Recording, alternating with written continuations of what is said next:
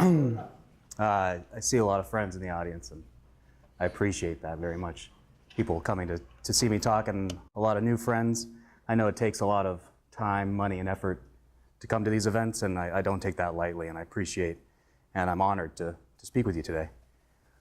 So Google's algorithm is an algorithm, all right?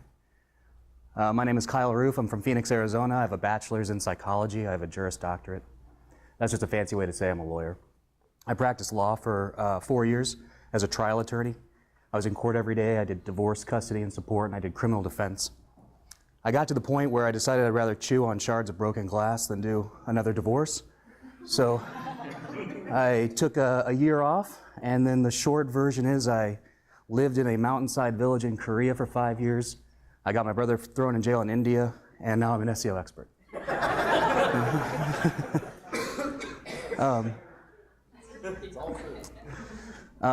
I have my agency that I co-founded with my business partner, Andrew Stephen, High Voltage SEO. We have an office in Phoenix. We have an office in Berlin and an office in Melbourne. I have 13 employees. I have over 60 clients. I do local SEO to national to international to everything in between. I am the lead tester for SIA, as Dory was talking about. In the last 3 years, I've published over 250 tests on Google's algorithm, and I'm fairly certain no one in the world has done that. I've also recently released a tool, Page Optimizer Pro. So between the tool, the agency, and SIA, I do SEO all day, every day. And I'd like to tell you a little story about a guy named Thales. Thales was doing his thing around 600 BC. For perspective, that's about 120 years before Socrates. He's known as one of the 7 scribes. The 7 scribes lived before Socrates, and they advanced math, science, and philosophy before it was organized. He lived in a small town, and he was constantly battling the mystics. The mystics would go up into the mountains, they would divine the will of the gods, and they'd come back down and tell the townspeople what the gods were thinking, and that's how the townspeople then conducted their daily and personal and business lives. And it drove Thales nuts, and he's like, that's not how it works. You can do other things. You can use observation. And he would get in all these arguments, and in one particular argument, a townsperson was like, you know, Thales, if you're so smart and you don't need the gods, why aren't you the richest guy in town? And Thales said, touche, townsperson, I should be the richest guy in town. So the town was actually in economic hardship. They were completely dependent upon the olive crop, and for the previous 2 years, they had little to no rain. Little to no rain meant little to no olives, and the farmers would lose money, and if the farmers lost money, the town lost money. So at the beginning of the season, the mystics go up to the mountains, they divine the will of the gods, they come down, they say, townspeople, bad news. The gods are still angry at us, we're gonna have another year of little to no rain. And Thales goes, hold the phone. And he goes back to the office and he takes out his notebook, and he had been tracking the weather for the last 15 years. And he saw a pattern. And he saw that after 2 years of little to no rain, the 3rd year was very heavy rain and huge olive crop. So he goes to a farmer friend of his, and the guy's freaking out. He's like, Thales, I don't know what I'm gonna do, man.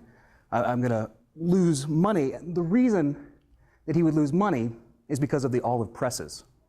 The olive presses were very expensive to build and operate and maintain, so the farmers had this huge fixed cost. And the farmer's like, I don't know what I'm gonna do with my press. And Thales' like, man, I think it's gonna be a lot of rain, you're gonna be good. And he's like, no, the mystics say there's gonna be no rain. So Thales goes, I'll tell you what, how about I buy your olive press from you? And this is a good deal for the farmer. It mitigates his risk, and the farmer's like, you're an idiot, sold. So Thales buys the press. Thales then goes to all the farmers in town and buys every single olive press. So the season starts, sure enough, heavy rain, huge crop, they've got all the olives. Now the farmers have to go to Thales. What Thales does is he leases their presses back to them, and he makes a fortune. He does this for the next couple years, and then when he sees that the rain is gonna normalize, he sells the presses back to the farmers, makes a huger fortune. He becomes the world's first billionaire, and he lives the first Mediterranean yacht life. I love these ancient drawings where you can see what life was like with their ancient yachts and their ancient bikinis. So what did Thales do? So Thales, he had a simple yet unique idea. Tracking the weather isn't an earth-shattering concept. And I'm sure some other people were doing it, but it was fairly unique in that he was doing it, and clearly nobody else in town was really paying attention. But he also applied it in a profound way. So he took a very simple idea, I'll just track the weather, and he applied it in a profound way. If you study scientists throughout history, mathematicians, philosophers, this is actually a trend. They often take a very simple concept and they apply it in a very profound way. Socrates said, "I don't know what I don't know." And that's an extremely simple idea. Of course you don't know what you don't know. But he took that and said, well, I can ask questions and I can learn. I can also teach people by asking questions and finding out how much they know. And he turns that very simple idea and it turns into the Socratic method. And that's a teaching method that's still used today in American law schools. Socrates teaches Plato. And Plato says there's a right and a wrong even in opinion. Of course. Just because two people disagree about something doesn't mean that there is no right or a wrong. But he takes that very simple idea and he turns it into universities and schools of thought. Plato teaches Aristotle. And Aristotle says you should be able to observe something and describe it. Well, of course. But he takes that and he observes a plant and then he predicts how that plant will grow the next year. And that turns into scientific method and scientific research. Fast forward about 1800 years into Descartes. Descartes said you need a rational reason to believe something. He said you can't believe something because somebody tells it to you or you feel it. He was a very devout man and he believed in God, but he said you can't believe in God because you feel God is real. So he came up with rational reasons for why God exists. He came up with rational reasons why he exists. He said, I doubt, therefore I am. But he takes this very simple idea and it turns into modern Western philosophy. Fast forward a couple hundred years and you have Newton. And he said this rock won't move unless something happens to it, which is perhaps the most simple idea ever. But he profoundly applies that and we get gravity, the laws of motion, and calculus. A little bit later, Edmund Halley said if you can observe an event, you can do math and predict when it will happen again. And we do that every day. That's not anything that's new to us. Then it was a pretty unique idea, and he takes it and he predicts the return of Halley's Comet. Fun fact about that, he never saw Halley's Comet. He was born too late. He did the math. He hits the nail on the head. The comet returns, but it's 14 years after his death. Fast forward about 100 years, and you have Marconi. And Marconi said if somebody tells you something, you should test it. Well, of course, that's what we're doing. But he takes this idea. People said radio waves only go this far. And he said, shouldn't we test that? And everyone was like, nah. And he's like, well, I'll test it. He turns into the father of radio. He wins a Nobel Prize in physics. He knows nothing about physics. He has a law called Marconi's Law. And he made a ton of money doing it, too. Fast forward about another 100 years, and you're sitting in a conference room with a guy named Kyle Roof, who says, Google's algorithm is an algorithm. Yeah. It's a very simple idea, but if Google's algorithm is an algorithm, that means you can beat it with math. All right? And if you can beat it with math, we can observe it. That's Aristotle. We can test it. That's Marconi. It's rational. That's Descartes. We can make theories about it. That's Newton. We can predict what will happen. That's Halley. It doesn't have to be opinion. That's Plato. We can learn by asking questions. That's Socrates. We don't need the SEO mystics. That's Thales. So Google's algorithm is one of the most complex things of all time. But what's really encouraging is that it's already been defeated by dudes that lived hundreds to thousands of years before it ever existed. Google's algorithm is an algorithm. That means we can beat it with math. And if we do the math the right way, what seems so complex is really just a simple idea. You just have to apply it profoundly. So the competition, so some people know about this, maybe some of you don't. This was this summer in SEO Signals Lab, which is a Facebook group. It's a really good group. And they did a competition for rhinoplasty plano. It was a 30-day competition, fresh domain. The rules were you couldn't spend more than $1,000. The site at the end wins, and 27 professionals entered. So this is a real term. Rhinoplasty is a nose job. Plano is right outside of Texas, and it's a very rich, posh neighborhood. So there are plastic surgeons that are there. I thought, you know, Kyle, you're pretty good at this SEO thing. Maybe we should get in the competition. And by the way, when I say I have a very talented team behind me at my agency, so I entered us, we did it. But it's easier for me to say I. So I entered this. We got in and did the site, and I took 5th. So that's me, right there, rhinoplastyplano.co. So that's fine. It was a 30-day competition, fresh domain. You can see that nobody did really great. The guy that won the competition is sitting on page 9. I'm on page 10. And that's fine. But 2 weeks later, I hit #1 in maps, and 7th organic. And people really kind of started to lose their minds. Like, really, in the group, it started to blow up. Then I went to #1 organic, #1 maps, and then for a little bit, people really, and this was verified by SEO Signals Lab, that I hit #7. And you can see that nobody else was really doing that great. The guy that actually won was sitting on page 8. So it wasn't like everybody moved up. I started boat racing the competition. Then I wiped out the maps and I became the knowledge panel. And people really lost their shit at this point. I did the search. The maps are back and I'm still #1 in maps, but if you do outside the US, I'm still the knowledge panel. But you might be thinking like, okay, so you built a good site, good job, Kyle. Who cares? But why people were really losing their minds is that, as Dory alluded to, I built the entire site in Lorem Ipsum. And people just couldn't wrap their brains around it.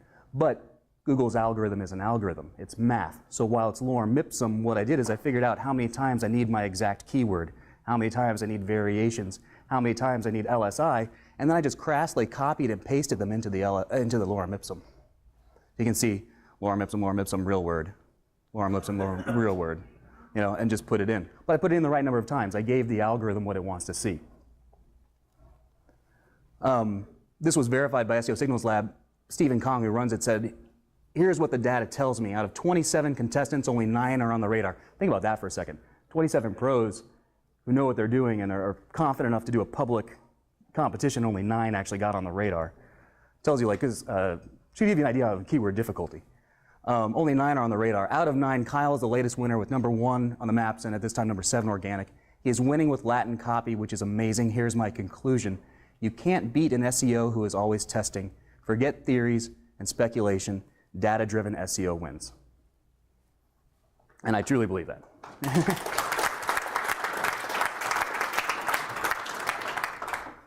So if it's all right with you, let's learn how to do this. Is that all right? That's good because I have no other slides. Yeah, so I just got outed. Search Engine Journal just dropped the dime on me, so we'll see what happens with it. Yeah, we'll see what happens there. The thing, if you read it, the thing that I didn't do it to stick it to Google. I did it to stick it to SEOs. To prove the point that a lot of people have the idea that Google is this omniscient, omnipresent, just God, and then you write this amazing content and God will reward you, and that's the SEO mystics. That's going up into the mountains and divining the will of Google and bringing it to your website, and that's not what it is at all. It's an algorithm. You have to beat it with math. Excuse me. So, the roadmap. Picking competitors is the key. Something that's really amazing to me, when you take SEO courses or you go to workshops or you go to these events, no one really talks about picking competitors, and I think it's actually the #1 SEO skill. If you can pick out who your competitors are, you can get a roadmap to rank, and that's both in your on-page and your off-page. So many people never look at who their competitors are, and the concept here is that the secret is hiding in plain sight. Google is showing you what it's rewarding. The algorithm can't hide anything. It's an algorithm, so it's going to show you the sites that it's rewarding, and those are the sites that are winning your term. We can then use those sites that are winning to create a roadmap for your own ranking and for your own success. A quick look at your competitors. Many people never look at the SERPs. They grab their keyword, they grab their site, they throw it into Ahrefs or Majestic or Moz, and they actually never look at the sites that are winning their term. What type of pages are winning for the term you want to rank? What is actually there? Are they directory sites? Are they long-form articles? Are they home pages? Are they internal pages? A lot of people never consider that. What's on the pages? Is it lists? Is it tables? Is it videos? How many images? Those things, a lot of people just simply blow by. They put up a page and then they're like, oh, I don't know why I'm not ranking. Well, what's your competition doing? What does Google want to see? So for this competition, the first thing I did was I did the search, and what I could see is that Google is rewarding internal pages. Home pages aren't ranking. So I realized at this point, if I try to rank my home page, I'm going to be at a disadvantage. I need to rank an internal page for this term. And I can also see that some schema is popping out, and what's interesting is even though this is a service, it's product schema. Its product-based schema is popping out these stars. So now I know, just looking at my competitors, I know I need an internal page and I need some schema. I then looked to Quora, Ted's absolutely amazing software, for some more insights as I'm building out this page. And what Quora told me is that on page is the key. Now that's just this particular keyword, but the on page factors were pinging very high, which is really a good thing because it's a short-term competition, and so I got pretty lucky on that. So I know I need to focus on my on page. Schema pinged as a factor, and then something else that was really cool in Quora is that don't use a .com. Now that's not across the board, that's just in this particular situation. So I got the .co, I put schema on my page, and I did an internal page. So right there, I think I'm already ahead of the game. You know, I'm already giving a page that has the best chance at ranking, because that's what Google is looking for. That's what Google wants to see. So now we'll pick our actual competitors, and this is in an on-page sense. You want to think of it from the point of view of eliminating sites, eliminating competitors. Some sites aren't winning because of their on-page, like Yelp and YouTube and Facebook and kind of, so those are sites you don't want to consider. You want to remove thin pages, and this is just opening up. I get surprised a lot of times talking to some SEOs that they actually never even open up the competitors. They might look at the SERPs, but they actually never click and open up and see what's on those pages. Remove thin pages, that people that clearly aren't winning because of their on page. You want to think about a one-to-one comparison. If you are a long-form article type site, that's what you want to look to compare against, those sites that are winning that are that form. So you would want to, that's going to eliminate a lot of directories. Or a single product page. If you're a long form, you wouldn't want to compare against a single product, or vice versa. If you're a product, you wouldn't want to compare against long form for your roadmap. You want to remove pretty much any and all directories. If you're in the law space, you know, you've got your Justia and your FindLaw and those types of sites. Those probably aren't going to help you in your roadmap because you're probably a law firm. A real pro tip, this is a little hard to see and I apologize, but this is Divorced Attorney Phoenix. And so the sites that come up, Justia, Yelp, FindLaw, that's a real site. Thumbtack, another directory. If you do the search in quotes, it actually then will remove a lot of external factors, and it'll pull up the sites, and these are all real sites. So if I'm doing my on page, I'm probably going to grab this real one right here, and then I'm probably going to pick from a lot of these in order to create my on page roadmap because they're doing it well. So the quote search takes away a lot of those external signals. They're going to create noise when you're creating your on-page roadmap. All right, create your list of competitors. Does anybody actually keep a list of their competitors that they're doing? Like, do you actually have a list that you can refer to? 5 to 7 is probably a good number. Maybe 10 if you're not in it, if you're just starting off, so you get a nice range of possible optimization. I get asked all the time, should I only go with sites that are above me in ranking? And hopefully now you get the idea. The answer is no. You know, there are probably sites below you. Let's see if you're on page 1. There could be sites on page 2. They're doing really great on page. You just have better external signals or other signals, but they could be good to add into the mix to look at your on-page roadmap. All right, on page. So these are the top places that you can put a keyword. If you've seen me speak, I've talked about this before, so I won't go into a lot of detail. And I'll also share all my slides too. I tell people, if you just need to rank, like now, I'd call it like the rough and dirty approach. Just get your keyword in these 4. And for most long tail things, you're going to do pretty well.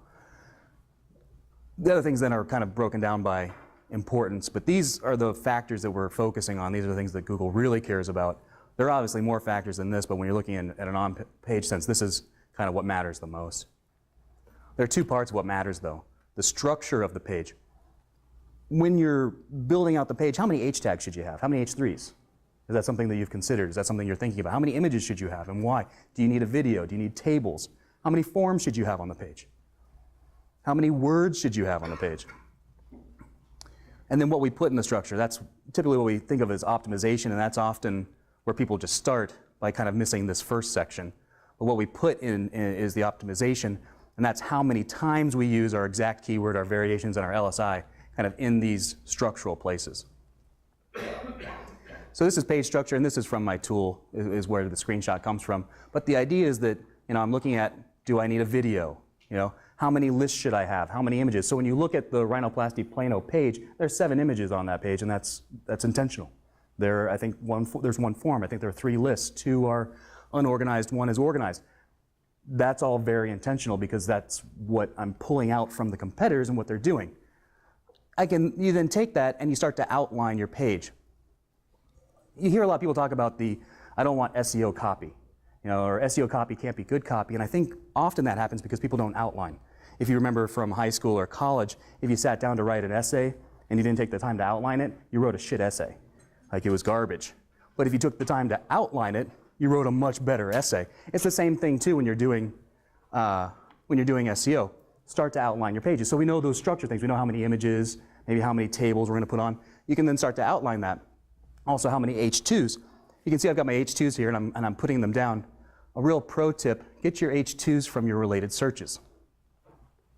If you properly optimize for a top-level phrase, you will win the secondary phrases. And the place to see those secondary phrases on what you can win is here in the related searches. Do your search, scroll to the bottom. These can be your H2s. So I knew how many H2s I could have on the page. This is where I'm going to grab them from. Now, there was a second part of the competition that I didn't participate in. And it was for rhinoplasty cost in Plano, Texas. I didn't participate, but I'm sitting on page 2. And that term doesn't exist on the page. But I properly optimized for rhinoplasty plano, and if we go back, look at the #1 related search. So I properly optimized for rhinoplasty plano, and I'm winning this term, and it's not on the page in that form. I bet if I made it an H2, it would ping on page 1. So when you're looking at, a lot of clients will be like, I want to rank for all of these terms or these separate pages. Maybe, maybe not. If you check here and check in Google Trends, you can see what can cluster. So if you properly optimize for that primary keyword, you can then win these secondaries. And the most important ones, put those as your H tags. Other on-page pro tips, semantic order is extremely important. I don't know how many times I open up a potential client page and they've got like 5 H2s at the top for some reason. You know, keep your semantic order. So your H1, H2, H3, cycle it just like you would cycle a Roman numeral outline. That's what your structure should look like. Google doesn't care about unique images.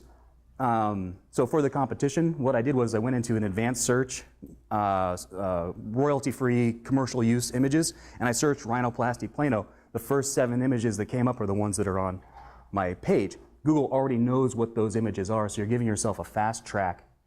You know, you don't need to teach Google what a new image is. Google already knows, hey, this image is rhinoplasty plano, so that's what went on the page. You can do this in all of your pages to really give yourself a boost and potentially quick ranking. Don't train Google. You know, somebody's already trained Google on these images. Grab the free ones and put them on your page.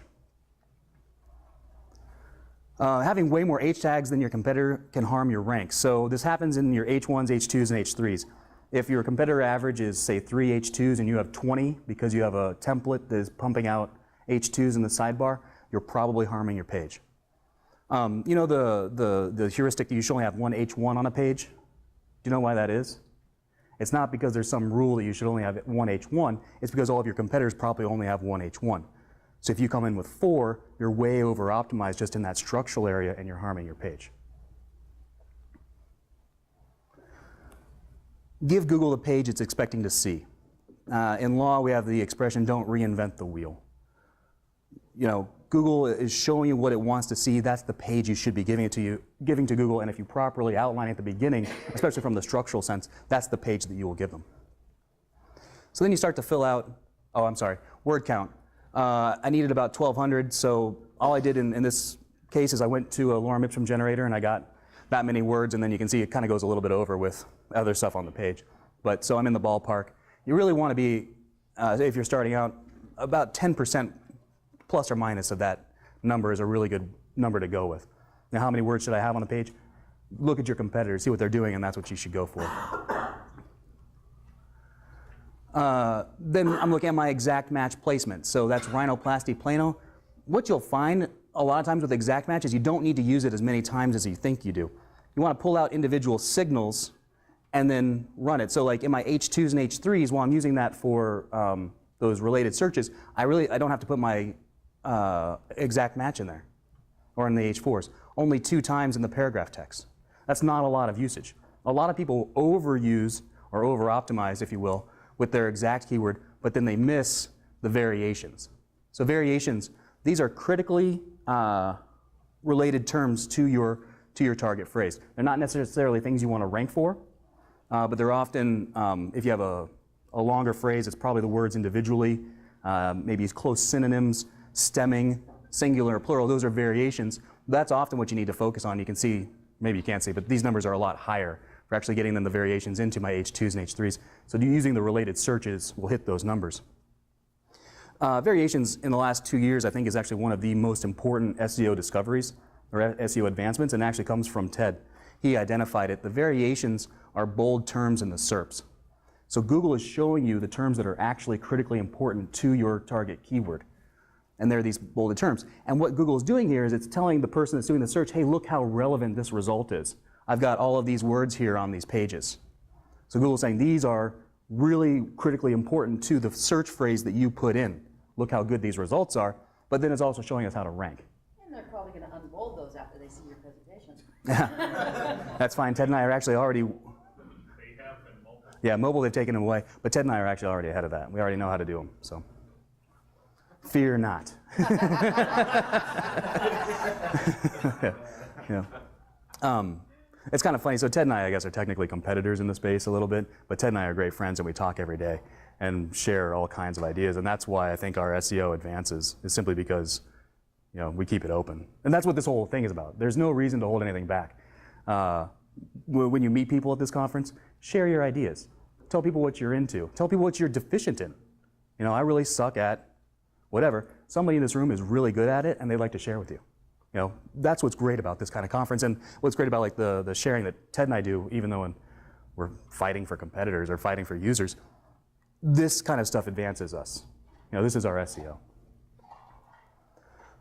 Again, using Quora, Ted's tool, he has a fantastic LSI tool. And I really strongly recommend using it. It actually shows you what LSI terms correlate to rank, which is pretty awesome.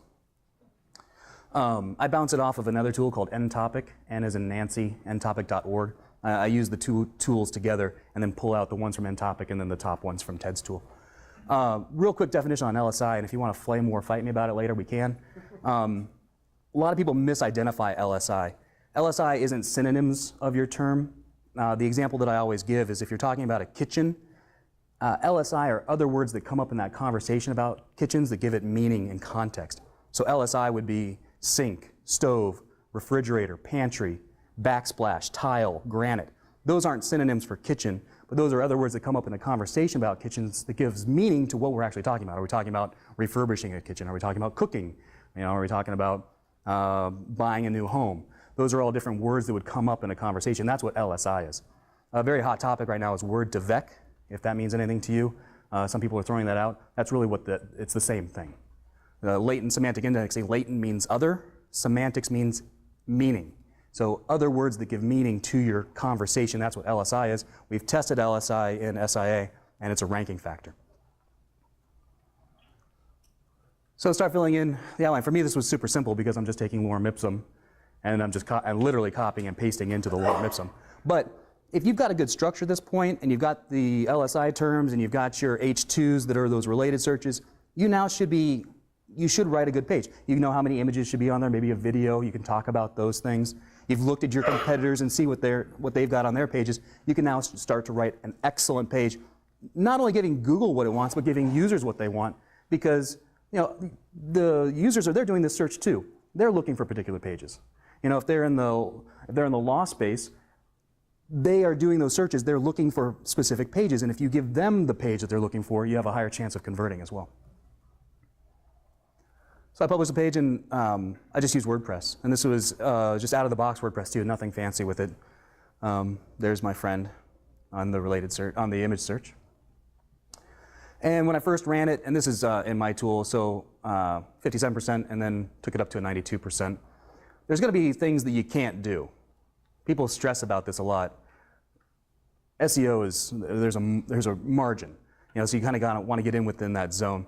If I needed to, there are things I could still kind of get to, but don't stress about the numbers. The numbers themselves aren't the most important thing. Rank is the most important thing, but hitting that zone is what you really want to get into. Remember, schema pinged, so I got local business schema on and product schema. a very important point. I'm trying to rank that internal page. Why would I put schema on a different page? People do that all the time. Whatever your target page is, that should be the page that's getting the most attention. This is the page, and then I put my local business schema and my product team, and I put it on the page I'm trying to rank. The silo.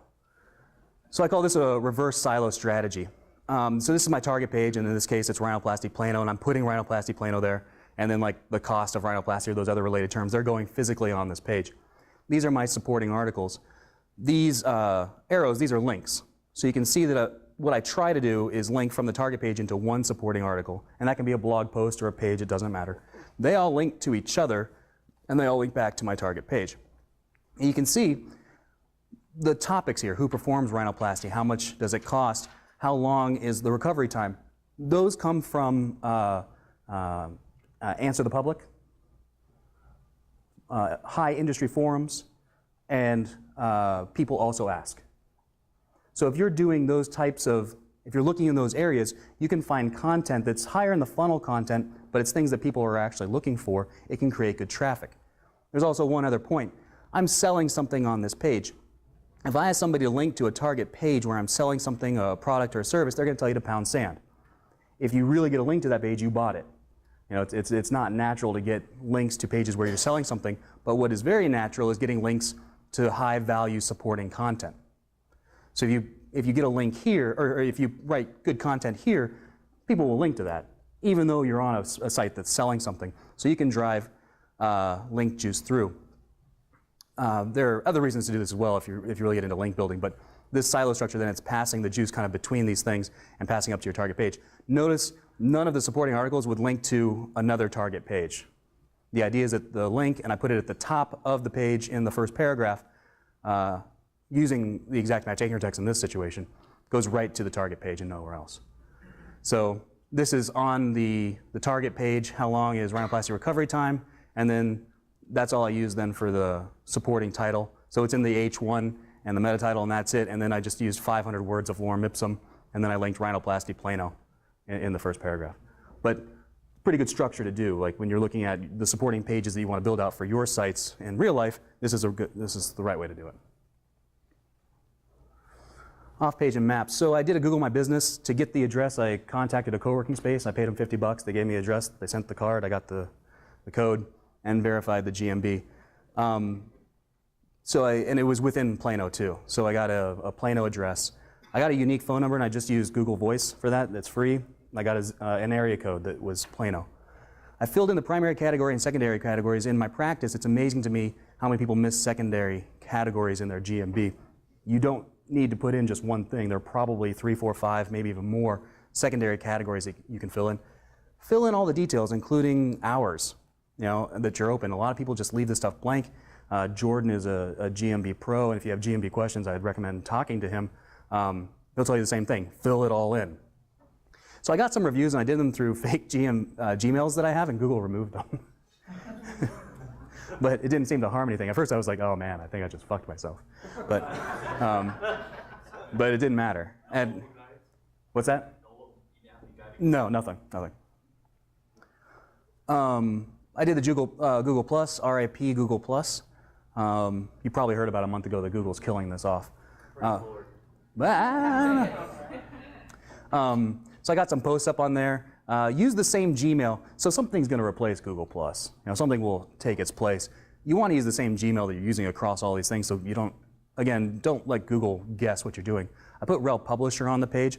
I'm still telling my clients to do this. Google Plus is dying, but I would still do it because I still think you do get some value out of it. And then I synced with a verified YouTube. This is Google About Me. Do you check this with your clients? You might want to. So you log in with their Gmail, and Google's going to show you the related properties. So Google will show you, like, hey, I understand that all these things are connected. And you may not know this, but did you know that you can verify a domain in YouTube? So go into the legacy version. They've got this new version. Go into the old Creator Studio, click Advanced, and then you can verify your domain within your YouTube property. And you get something that looks like this. So Google understands that this YouTube channel is associated with that property. So what you've done is you've verified the business physically, and then you verified the business with the domain in YouTube. In case you're missing the point, I downloaded this schematic from the dark web. So verified GMB postcard, verified domain, those both linked into Google+, which gave me the, and then my rel publisher. So this part's going away, but something will replace it. An idea that I got from Jordan is that you get an entity number, and maybe doing that as like same as in your schema might be the way to do it.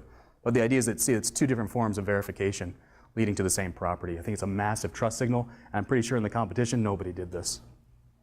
Hence, #1 in the maps. I got a Yelp, and I optimized it, and I did the same data, and then some guys reported me. My phone rang one time, so I've got the Google Voice number, and then all of a sudden my computer starts ringing one day, and I was like, hello? And yeah, and it was, yeah, and it was like, how can I help you? But it was like, hi, I'm Kate from Yelp, and I was like, hi, Kate from Yelp, and she's like, I'm your account rep, and she goes, I was just looking at your site, and I see that you've got something up, but are you targeting a foreign language audience? And I was like, absolutely I am, Kate. And she's like, that's good. She's like, we have to combat spam all the time, so I wanted to reach out, but, you know. I was like, oh, I really appreciate you reaching out. Yeah, we're just getting started in Plano. We're super excited about the business. And, and she goes, well, I'm your ad manager as well, so if you want to set up a time to meet. And I was like, let's set up a time next week, Kate. You know, give me a call back. So we got reported there. So all this, the main point on this though is that this information is exactly the same as the GMB. Why would you put different information? And also that internal page is my target page, so that's the link that I'm putting in here. Same with the GMB. I did a round of citations and I did 30. Again, the secret is hiding in plain sight. So I didn't just randomly do 30 citations. I didn't let Bright Local just pick them for me. I did competitor analysis, and I found the top industry shared citations. So the top competitors had the same, say 5 or 6, I got those. And then I went through and went with the highest quality ones that I could get. A lot of people just kind of throw it in, they're like, well, I did citations and nothing happened. Did you take the time to do a citation audit? And did you look at what the competitors are doing, what's actually moving the needle for them? You can do that too. So I do that in WhiteSpark, do a quick audit there, and then I use Bright Local to build everything. Sorry, WhiteSpark. But again, I just did 30 total. Oh, and that also got me into the major data aggregators, but I doubt that hit in 30 days or in any amount of time. They might not even hit yet. I did a round of branded Web 2.0s. This is one of the first things I do in any SEO project, is that I want to own the brand name across as many high DA properties as I can get. So we're talking about WordPress.com, Tumblr, those types of things. And then I just use them as citations. So all I'm doing is I'm putting a business description, the address, a phone number, hours that you're open, and a link back to the target page that we're talking about. These got spammed to death by somebody, so I ended up taking them down. But this is one of the first things that I do. And then, here's a top 10 list, by the way, if you want. These are the top 10 by strength Web 2.0s currently, as of about a month ago. Gnome.com is a good tool to find them. It's free. You put in your brand name, and it actually tells you available properties. They do a service for like $260, but you can get a VA to do it for 20 or 30 probably. I then put a little velocity through, and I'm lazy, so I use drip feed links. I use them a lot in testing environment. I probably never use them in real life. I think I did 500 links for 10 days, but I had 55 properties at this point. So I had 20 Web 2.0s, I had the 30 citations, and I had the 5 silo posts that I did. So I have 55 properties, so I spread it across that with anchor text. And really, I'm just trying to get things indexed. Was really all the reason that I did it. I wasn't doing it for anything other than trying to get those indexed to maybe get a little bit of ping. If you really want to do, right now this is a fun tool, SEO Autopilot. If you want to automate something, I like that one. I would be very cautious using that, but hey, it worked. But I show my clients what I do. I'm completely transparent. I would feel uncomfortable showing them these links, but there's stuff in here you can do that I think is pretty good. You also need to give it time. I don't know how many times people call me up and like, hey, I launched a page 2 days ago and I'm not ranking. And it's like, all right. Yeah. So this looks more happy than it was. So this is all around 100, ranking 100, but every other day would like bounce out of the SERPs entirely. So I'd be at like 70, and then I'd be gone, and then I'd be at 130, and then gone again. So it was really just kind of bouncing all up and down, and then it just completely pinged and hit about 6 weeks. I didn't do anything to the site after week 3 too. So I didn't do any other SEO, set it up, let it go, and let it run, and that was that. The guy who technically won the competition, his name's Igor, he's a really nice guy, but he got pretty upset, I think. And he had started like SEOing his site again to get on page 1. A lot of people do it in the competition we're doing, but I haven't touched the site, I haven't done anything to the site since week 3. So the mystics then got really upset at me and said, well, the reason that you're doing so well is because of the competition and all the people are doing the search and then they're clicking on your site and they're giving you all these user metrics. These are my user metrics. Average pages are 2, time on site is $1.51, and the bounce rate is 66%. Those are not earth-shattering user metrics. You know, when people talk about you got to get good user metrics and good this and good that, and I don't think so. I don't think it really does much for anything. Then the mystic said that it's CTR. That's it. You know, people are doing the search and then they're clicking on your CTR. It has to be like 80%. My CTR is 7% sitting in the number 1 spot. 7.31. That's pretty terrible, actually, for the number 1 spot. You'd expect something more in like the high 20s, right? So my best CTR is rhinoplasty Plano TX at 10%. Plano rhinoplasty other way is only at 2%, sitting at the 1 or 2 spot. So CTR is not doing it either. All right, so the mystics all say, yeah, but this page won't last that long. So the competition page has been up since June. But if you saw my talk last year and what I was presenting on was motorcycle course Nova Scotia. I chose this phrase because these guys didn't hire me, so I thought, fuck them, I'll just use them as a case study and go around the world talking about them. But motorcycle course Nova Scotia, I put this on my agency site, so my agency site has nothing to do with motorcycles or Nova Scotia or courses. And here we are at number 4, and this was June of 2017, and this page is still up. And you can see it's Lorem Ipsum. Same thing. Google's algorithm is an algorithm. It's been an algorithm. It will continue to be an algorithm, and the idea is that you can beat it with math. So the same kind of thing. I figured out how many times I needed motorcycle course Nova Scotia exactly. I'm also sitting on page 2 for this related search, motorcycle training course Nova Scotia, simply by having it one time on the page as an H2. All right, so you're going to do this conference, you're going to go home, and you're going to do nothing. And that's how a lot of conferences go. You're going to have all these great ideas. You're going to be fired up, you're going to implement and go, and you're going to get home, and you're going to do nothing. So I'd like to fight that. If you want to, a lot of you are using my tool or use Ted's tool, but if you want to use it, what I recommend doing, people ask me all the time, how can I get better at SEO? Just do what I did. Do a Lorem Ipsum page, or do a real page, but do it for a hobby. You know, do something low stakes, and then actually run through it. Run through the process of how you actually do SEO, and then write down that process. If you want to use my tool, aim for something like 70%. That's an arbitrary number, but it gives you a target. But anyone who's in this room, if you do this challenge, I'll do 30 minutes on the phone with you. So I'll answer any and all questions about what you're doing, what kind of SEO you're doing. And if you want some free credits, you can grab some free credits, and I'll give anybody in this room as many credits as they like. But the whole point is actually doing SEO. You know, a lot of people get into wishful thinking SEO. You know, I know some things. I might do them, but then they never actually do them. So what I would like to do is I'd like to empower you to actually do some SEO. Put up a page on anything, and then let's get that thing to rank, and let's see how we go. Okay? That's all I got.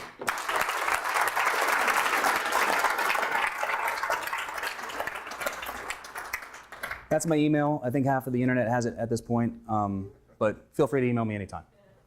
Thank you so much. Oh wait, Q&A? Yeah, Q&A and then Yeah, let's do some Q&A and then repeat the question. yeah, right. Keith. Kyle, you were targeting an internal page. Did you even have a homepage? The question was, I was targeting an internal page. Did I even have a homepage? Yes, I did. And I just put some Lorem Ipsum on it. And then how deep was the overall site? How deep was the overall site? So it had the home page, that internal page, 5 silo posts, and I think I did a privacy page and a contact us page. So 10-ish pages total. Yes? If you have a keyword, like in Invisalign, which is all over the country, heavy into dental sites. And the content is similar, but you optimize it correctly for the local area. You're gonna be penalized for having duplicate content. The question is there a duplicate content penalty when you're doing something that's a national brand, so you have a lot of similar content, and is there a duplicate content penalty specifically in local SEO? I don't think so. I don't think there's any issue there. And also, what's kind of fun is some tests that we've done in SIA is that if your content in blocks is 51% unique, you get past Google's filter. So just 51% unique content gets you there. And then we did another thing where we just started switching out words. Every 24th word, if you switch it out, you get past Google's duplicate content filter. That is not a high bar to get past what Google wants to do. Yeah. Just to encourage people to use your tool, when I got here yesterday, Ted and Kyle were sitting eating, and they had drunk enough that they let me sit down with them. In 30 minutes sitting there with them, it paid for coming to a conference like this. I mean, the information from sitting and talking with them. So that 30-minute session is well worth your time to go through that competition for no other reason. I'll repeat what he said because it was fantastic. He said, I'm really smart. But it's true. If anybody wants to sit down and talk SEO, I love SEO. You know, this is what I do, not because it's just a job, but I actually really love doing it. So if you want to talk SEO, I'm happy to talk SEO. Or even agency stuff or whatever you want to talk about. How important are links to this process? I mean, you still have to have links, right? Certainly. The question is how important are links to the process? Absolutely. I got lucky in this competition because on-page was clearly the bigger factor. I think on-page is going to do 60% of your heavy lifting anyway. You know, you can't rank a blank page with links, so you're going to have some content on there. So theoretically, somebody with better links could overbatch you, and then you'd have to. Sure. The question was, so theoretically, someone with better links could pass me, absolutely. And I think it just happened. I think if you do the search right now, I think I'm #1 in maps, and I think I'm #2, because Igor is still SEOing his page. So I think he just moved to #1. Yeah. So we're in the legal niche, which is obviously you have some background and very competitive. One of the things you touched on was content silos and how you structure your pages. Mm-hmm.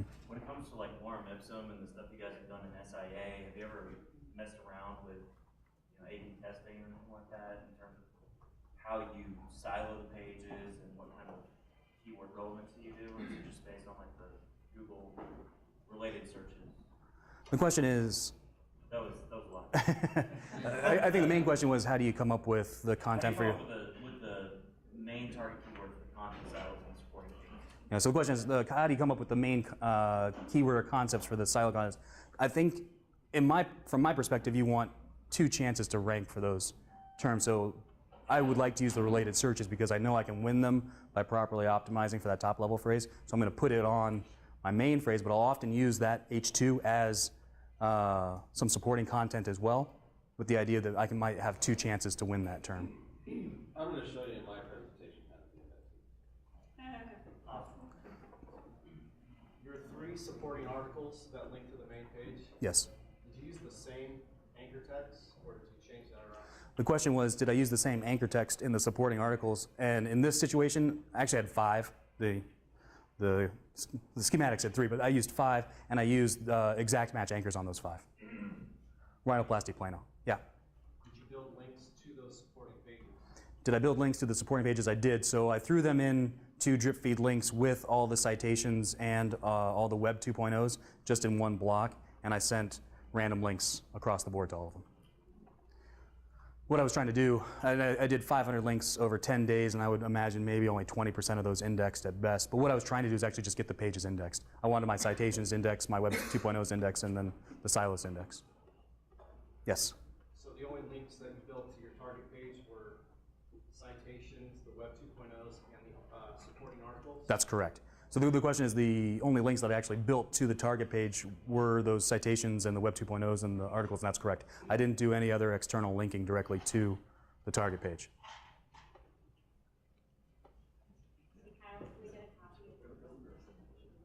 Yeah. Question is, can you get a copy of my Prezzo? Absolutely. My slides are open. Oh, like Email me. And you get the report. I love logo, and is this something, I mean, you and I talked a little bit about this, but is this a test that could turn into some benefit for another local plastic surgeon in Plano? Has anybody ever contacted you? No, the question is like, has anybody contacted me? I know that about like taking over the site. I know that Igor tried to sell it, or tried to sell his to one of the doctors, and the doctor told him to get out of town. Like, so I don't know that they're not taking the joke as well. But as I mentioned before, though, my whole point, I actually don't want to sell it, because that's not the point of what I was doing. I'm not doing this for an economic benefit for this particular thing. And again, I'm also not doing it to give the finger to Google either. You know, it's really to prove the point about the math behind what SEO actually is, and really do it more as a case study for these environments. What does your math say about that Google medic updates? It just took sites that were really good as far as content, but they had really shitty link profile because they scared everybody away since the first SEO stock. So people were scarred, I guess, so nobody really did the links. The question is, what does the math say about the medic update that happened recently? Ted might be the right person to talk to about that, but I have a client that has 15 sites within the supplement space, like testosterone boosters, penis pills, vitamins, that kind of stuff. So it was a nice spread, and about half of them got hit and about half of them didn't. And the ones that got, or the ones that made it, you could actually see who owned the site. It was actually very easy to identify who was responsible for the content of this site, and not just an author tag, but actually like who owns this site. So there was a real address, there was a phone number you could contact for support, there was an emergency contact number, there were different departments on who you need to contact for different things, like if you need customer support, if you just want general information, if you want to partner with them for ad space. The sites that got through all had those things. You could easily see who owned that site and who was responsible for the content. The sites that got tagged, you couldn't do that because they were kind of more normal looking affiliate sites. That's what I think the medic update was targeting, was those affiliate sites, because Google wants to put a dentist up, it doesn't want a dental implant lead gen site. So the dental implant lead gen site often can't do a real address because they don't want to. They're not a real thing, right? So I think that's it. I would look at my sites that way. Good? That's it, we're gonna announce our contest. Okay. Keyword.